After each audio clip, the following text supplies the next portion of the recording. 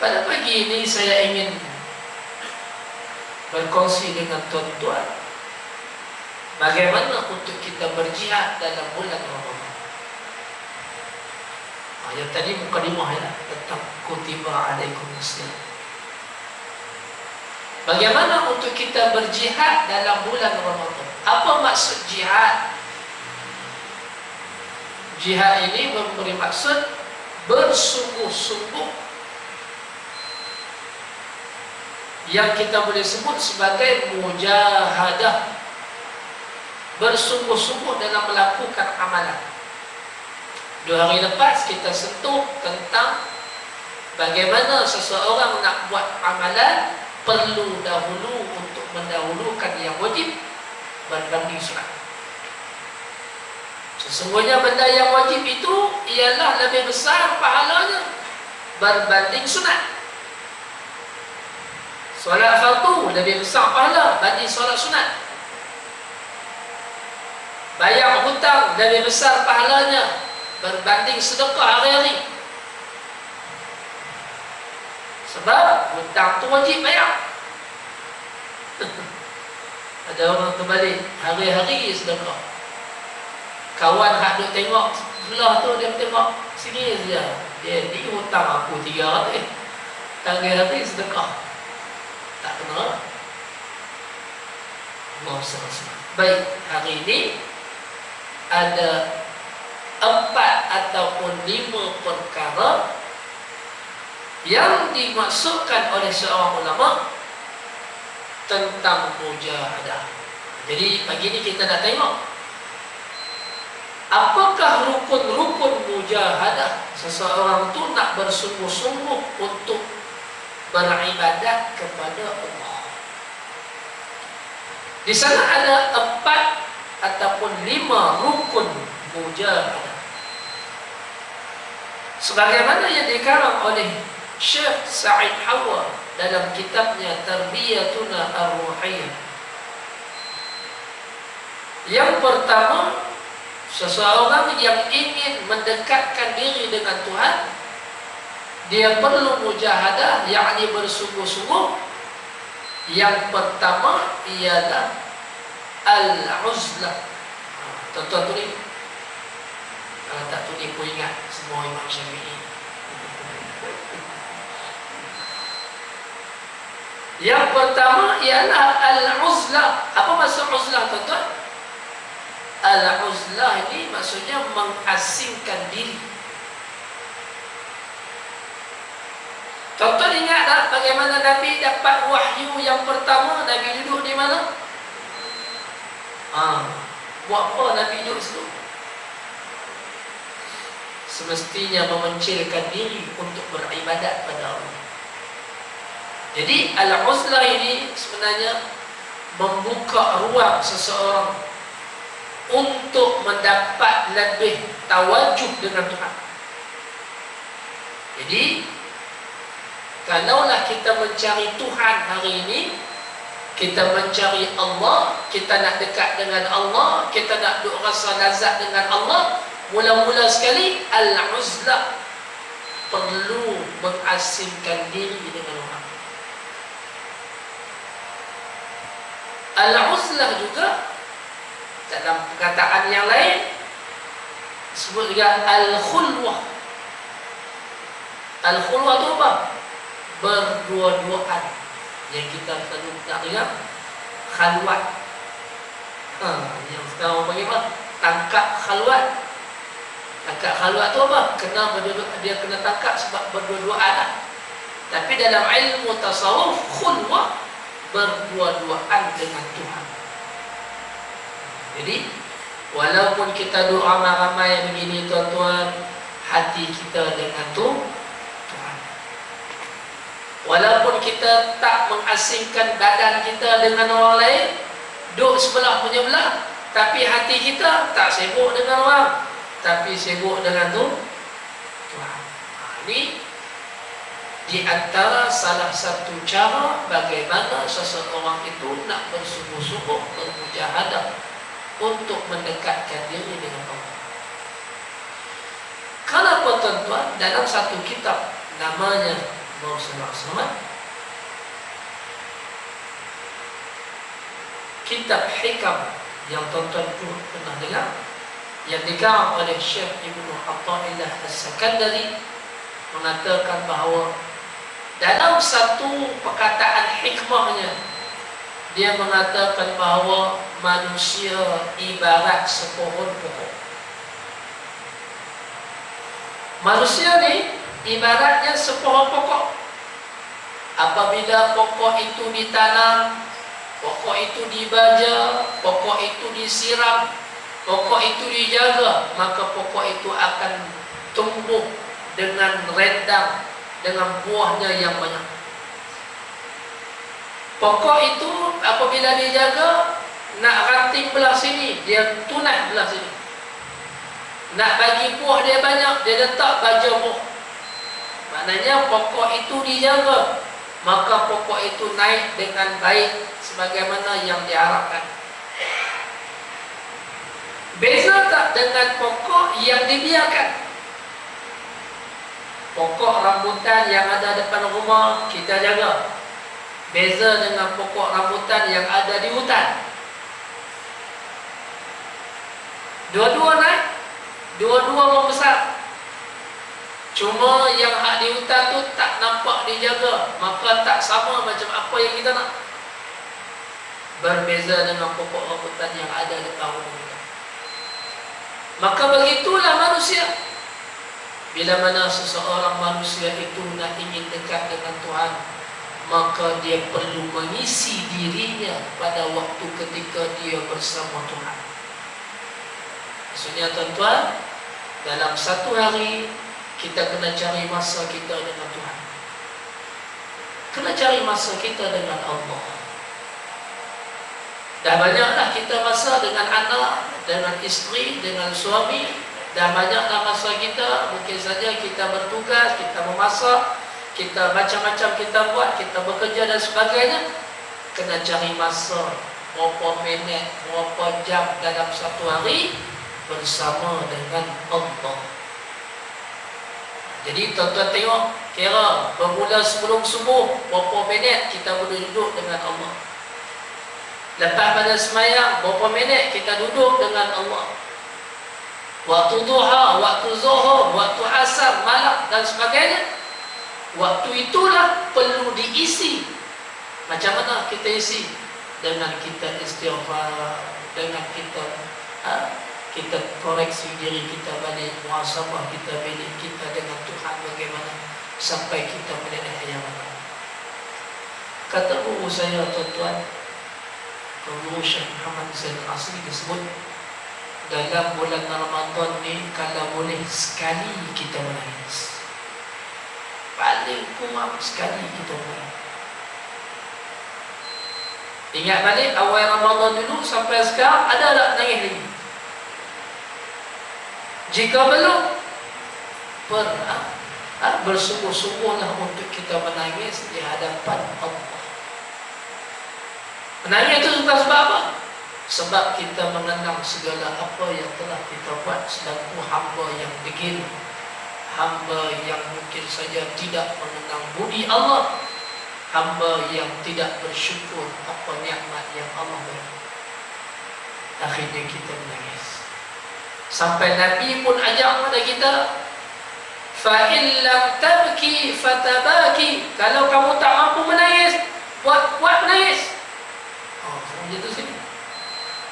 Kalau tak mampu menangis, buat menangis. Tu Imam Qiyamulail tadi tu. Tak menangis mana pun, tapi buat seorang menangis. Contoh. Bukan Imam sini lah, tempat lain. Tapi nak ceritanya, dia datang daripada hati. Jadi Allah SWT, waktu al-uzlah ialah waktu kita menyendiri dengan Tuhan. Sebenarnya bila kita lebih banyak menyendiri dengan Tuhan, maka lebih cepat pembiakan kita, lebih cepat hati kita, lebih cepat iman kita dengan Allah Subhanahu wa ta'ala. Jadi sebab itu tuan-tuan guru, para alim ulama, tuan-tuan mereka menghabiskan waktu mereka dengan zikir, dengan selawat atas tikar sejadah berjam-jam. Kenapa? Membina hati pada waktu yang kosong, waktu yang khas dengan Allah Subhanahu wa ta'ala. Kalau kita duduk dengan orang kawan-kawan, mungkin saja kita tak rasa. Tengah bergelap, lupalah Tuhan dalam hati. Kan? Jadi, lainlah orang-orang soleh. Sembang dengan kita pun, hati tak tinggal Tuhan. Kita tengok dia duduk sandar tepi dinding, nampak macam pejam mata. Tuan-tuan jaga tu, bukan tidur tu zikir tu. Bukan orang sini, minta maaf. Bukan orang sini. Jadi nak ceritanya, orang-orang soleh dia banyak menghabiskan diri dia dengan masa dengan Tuhan. Lebih banyak masanya dengan Tuhan, lebih banyak hatinya dekat dengan Tuhan. Maka dia telah pun membina dirinya supaya lebih bermanfaat. Kalau dia jadi ketua yang soleh. Kalau dia jadi seorang suami, seorang ketua keluarga, dia jadi seorang suami dan ketua keluarga yang soleh. Kalau dia jadi seorang ibu, maka dia jadi seorang ibu yang misali.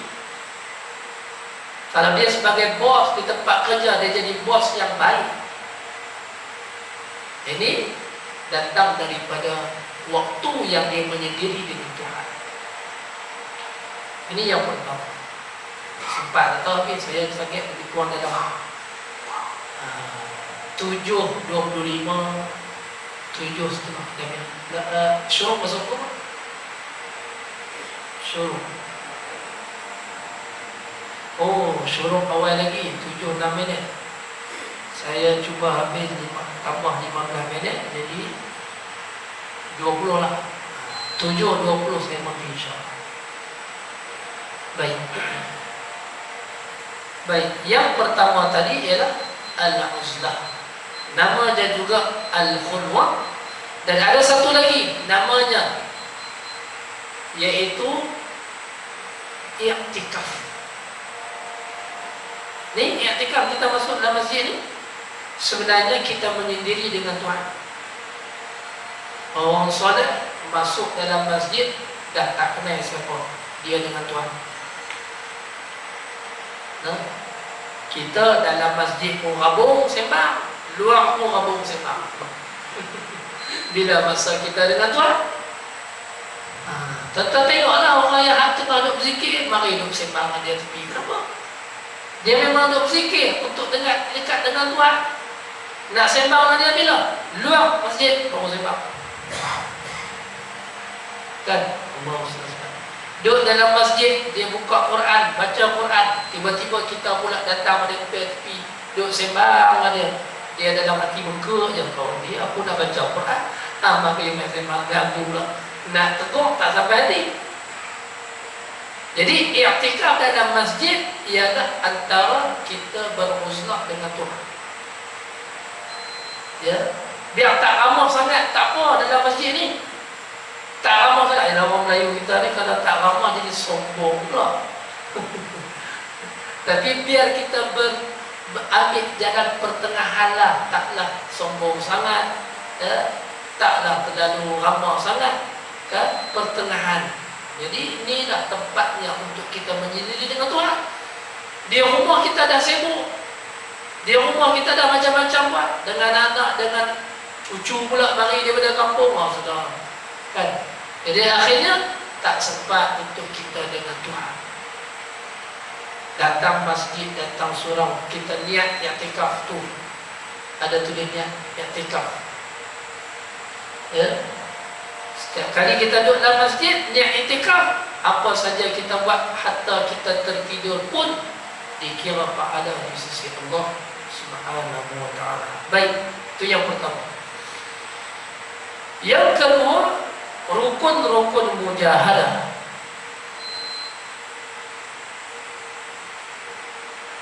As-samtu.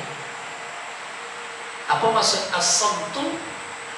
Yaitu berdiam. dalam bab untuk kita banyak dekatkan diri dengan Tuhan, khususnya dalam bulan Ramadan ataupun luar Ramadan. Yang pertama, memperbanyakkan uzlah. Yang kedua, as-samtu, memperbanyakkan diam. Kenapa Ustaz diam? Patut kita ramahlah dengan orang supaya orang tak kata kita sombong. As-samtu ini, berdiam ini memberi maksud kita tak banyak cakap. Dalam bab, kalau kita banyak cakap, banyak salahnya. Kalau kita banyak cakap, kadang-kadang menyinggung perasaan orang lain. Ataupun yang kedua, dalam hadis pun terang-terang dalam Ramadan, sekiranya ada orang yang cuba bertelengkap dengan kita, cuba berdebat dengan kita, cuba untuk berkelahi, berdebat dengan kita, maka kita kata pada dia, inni sha'im, aku puasa. Maknanya tak perlu untuk kita berdebat, tak perlu kita berlawan. Jadi sebenarnya diam bukan berarti kalah. Sama macam seorang suami, minta maaf lah, ibu-ibu dia kan, dia bunyi macam-macam kat rumah.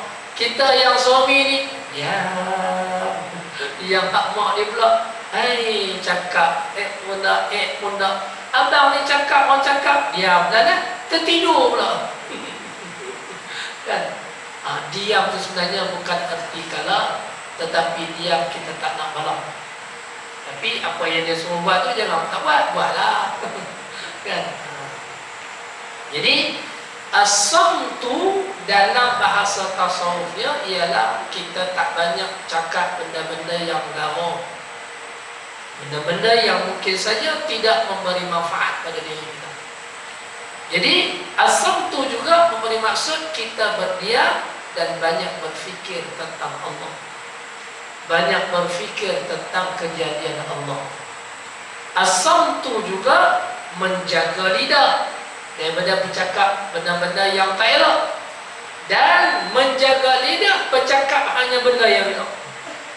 Kalau kita rasa benda tu elok dan kita perlu cakap, maka banyak cakap, sebab yang cakap itu benda yang elok.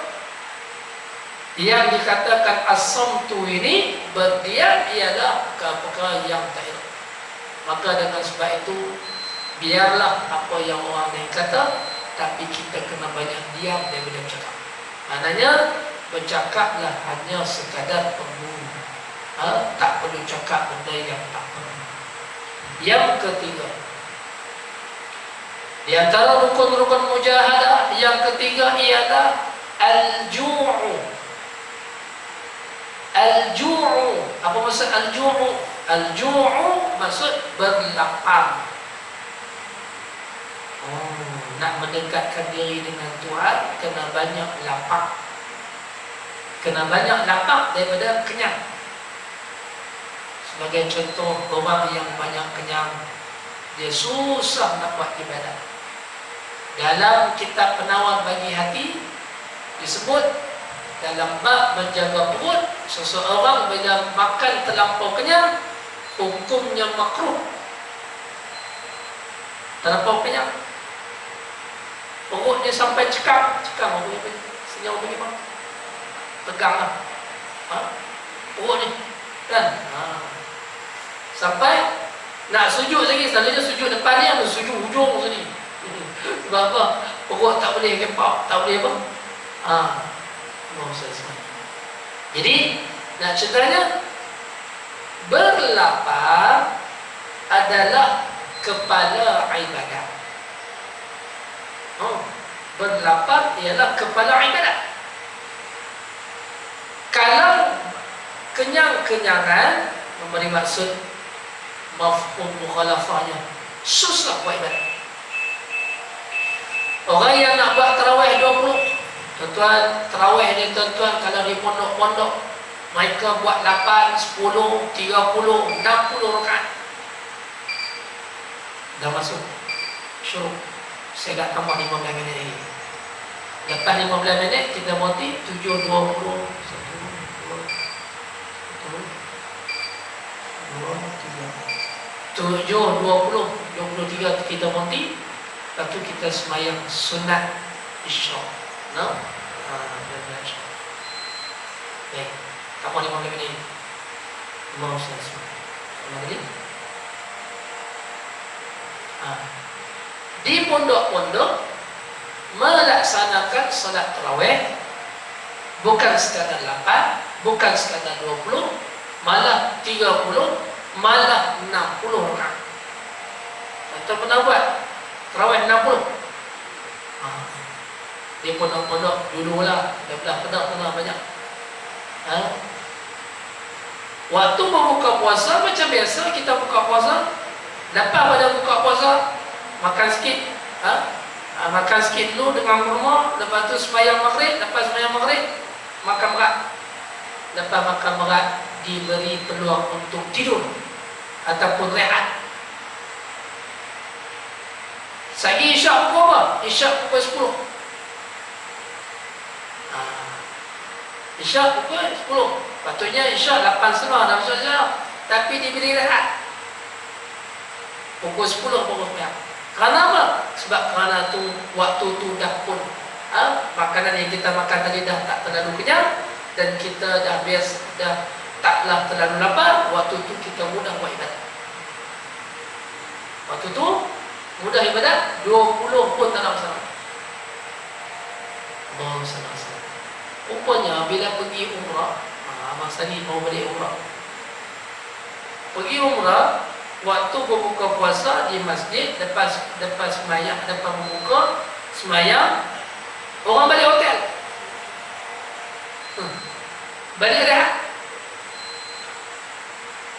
Waktu isyak dilewatkan setengah jam. Ada waktu saya pergi tu dilewatkan 1 jam. Sebab apa? Nak bagi peluang untuk rehat. Saya dah cari juga masjid surau di Malaysia ni ada apa itu? Masjid surau. Dah cari juga. Kalau ada, tonton kita. Jadi memberi peluang untuk kita tak terlalu kenyang, sebab kita kumpul tenaga nak buat ibadat. Ada orang anggap bila banyak makan, insya-Allah sagi ibadat kuat. Ya, sagi nak buat ibadat banyak ni, kena makan banyak. Makan 2 rakaat dan ngantuk. Kan? Jadi kepada ibadat itu ialah berlapar. Jadi dengan sebab itulah para ulama tak banyak makan. Banyak kerak makan apa? Kerak makan sampai tak terlalu kenyang. Kerak makan apa? Berbanding dengan sekali makan kenyang terlampau. Jadi kalau kerak makan, maka taklah terlalu kenyang, maka kita maintain buat ibadat. Ada seorang doktor homopati di Kedah, dia sebut, dia kata, Doktor Arsyad, dia doktor yang pada tunggu kita lah. Dia sebut makan ni satu hari kena ikut macam semayang. Kalau semayang 5 kali, makan pun 5 kali. Tapi jangan banyak lah. Ya, subuh makan sebelum subuh ataupun sahur, ataupun makan selepas subuh. Subuh kena lewatnya paling lewat 7.30 pagi.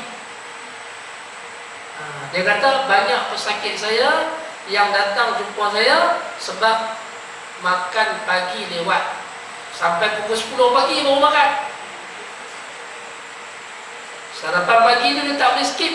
Kalau boleh tak boleh skip. Dan makan, kalau makan paling lewat 7.30. Bagi tahu awal tu 7.30. Tapi ikut cara perubatan dia begitulah. Zuhur makan sebelum zuhur ataupun lepas zuhur. Asar perlu ada waktu petang, minum petang. Ibu-ibu kadang buat roti canai, buat apa? Cok jemput tu kan. Cok kodok ke apa kan, minum petang. Malam sebelum maghrib ataupun lepas maghrib makan. Siapa kena ada sikit makan sebelum tidur, sikit makan. InsyaAllah perut akan jadi hidup. Itu mengikut ilmu dia lah. Jadi dalam bab ini kita cerita tentang al-ju'. Sebenarnya al-ju' ini berlapar untuk kita mudah ibadah. Untuk mudah ibadah. Yang keempat, di antara rukun-rukun mujahadah iaitulah as-sahur. As-sahur iaitu berjaga malam. As-sahur ni bukan maksudnya bangun makan sahur. Bangun makan sahur tu untuk kita nak bangun waktu sahur.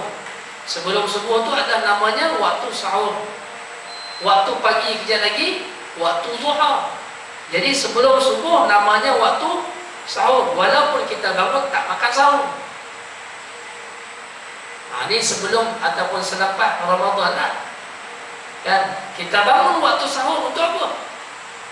Untuk mengorbankan masa kita sedikit untuk bermunajat dengan Tuhan. Dalam bab ini Allah Ta'ala sebut dalam Quran, ya ayyuhal muzammil, kan disebut dalam Quran, wahai orang yang berselimut, bangun malam, bangunlah malam hari. Disebut dalam Quran terang-terang, wahai orang yang berselimut, bangun malam. Ulama buat kajian bangun malam itu bila? Iaitu 1/3 akhir malam. 1/3 akhir malam iaitu kalau kita bahas waktu malam bermula maghrib sampai subuh esok, bahagi 3. Jadi 1/3 akhir malam lebih kurang dalam 2:30 pagi. 2:30 pagi sampai subuh, itu namanya 1/3 akhir malam. Itu juga dinamakan waktu sahur. Ya? Waktu sahur, waktu itulah untuk kita bangun munajat. Jadi orang yang bermunajat, yang menjaga malam, sebenarnya ada juga di antaranya syarat yang dikatakan normal. Sebab dalam ayat Quran disebut warattilil Qur'ana tartila. Orang yang berselimut, Allah suruh bangun malam. Kemudian warattilil Qur'ana tartila, dan baca Quran sikit. Jadi dengan sebab itu, kalaulah kita tanya seseorang guru, para alim ulama, bila waktu yang sesuai untuk kita baca Quran, iaitulah waktu sebelum subuh. Itu antara waktu sesuai kita bangun untuk baca Al-Quran. Disebut dalam Quran secara terang, warattilil Qur'ana tartila, hendaklah kamu baca Quran. Jadi dalam bab ni, sebab tu para ulama dia bangun malam, syarat bangun malam, dia sembahyang malam dan ambil sikit Quran baca. Itu baru sampai, baru memenuhi syarat bangun malam. Allahumma salli alaihi wasallam. Ini disebut sebagai as-sahur. Dan ada satu lagi yang terakhir, tambahanlah, iaitulah disebut sebagai az-zikir. Az-zikir iaitulah berzikir. Jadi seseorang yang nak sampai dengan Allah kena banyak zikirnya. Dalam satu kitab namanya kitab Al-Hikam juga sebut tentang zikir ini. Seseorang yang nak sampai pada Tuhan, dia perlu ada zikir. Dan zikir ni pula sebaiknya dia ada guru yang memandu dirinya. Ya, dia ada amalan, dia ada ratib yang dia buat hari-hari.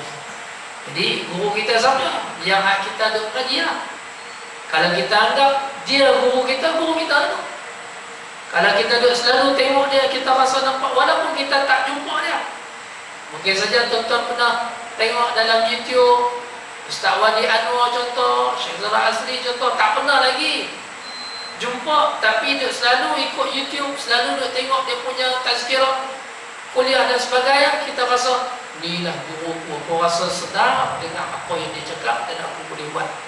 Maka itulah kita punya zikir dan kita punya guru. Maka kita berzikir sebagaimana yang dianjurkan oleh guru kita. Guru zikir juga diantaranya juga baca Quran, diantaranya juga zikir la ilaha illallah, diantaranya juga berselawat pada baginda Nabi sallallahu alaihi wasallam.